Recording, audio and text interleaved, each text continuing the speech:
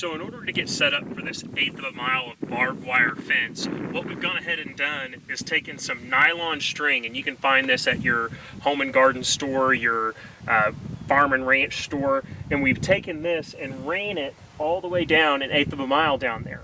What we will use this for, and it's pretty tight, you can play it just about like a guitar.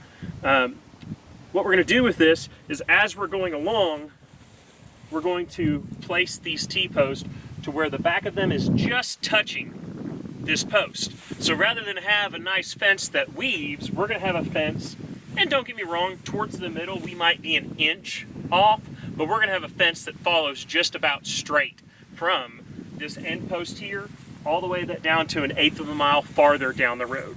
Another tip that I would mention,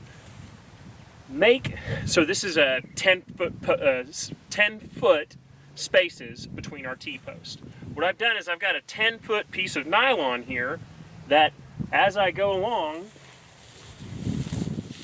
I will get taut. Now it's taut right to the end of it. I'll have my T-post driver ready, and I'll go ahead and set that post somewhere right along 10 foot. Now, am I going to be perfect every single time?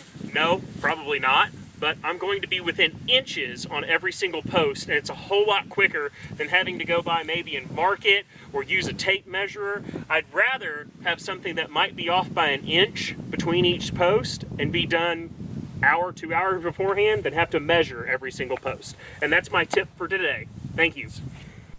Follow K County OSU Extension on social media to keep up to date on upcoming events, educational information, and research-based information. Thank you for watching.